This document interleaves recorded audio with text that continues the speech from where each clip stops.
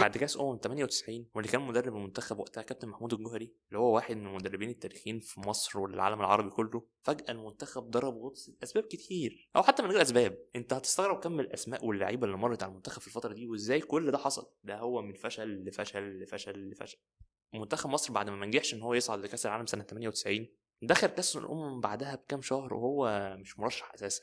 وكمان محمود الجوهري مدرب المنتخب بيأكد ده، لكن المنتخب فاجئ الكل وكسب البطولة، علشان بعد كده في صيف 99 يتلعب كأس القارات في مجموعة فيها بوليفيا والمكسيك والسعودية ومصر. كأس القارات دي كانت بطولة بتتعمل كده كل 4 سنين قبل كأس العالم علشان يستعدوا ليها، حاجة شبه كأس العرب كده دلوقتي يعني. كرة فيها توفيق وعدم توفيق.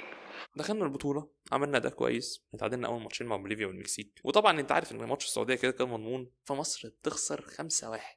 وطبعا عشان احنا طول عمرنا لا عندنا رؤية ولا إدارة ولا خطة واضحة لأي حاجة، فأي خسارة للمنتخب من زمان ولحد دلوقتي والله تبقى صدمة كبيرة وقرارات وإقالات واستقالات ونفس الدوامة هي عشان كابتن الجوهري يقدم استقالته ويسيب المنتخب ويمشي قبل بطولة أمم أفريقيا 2000. في الفترة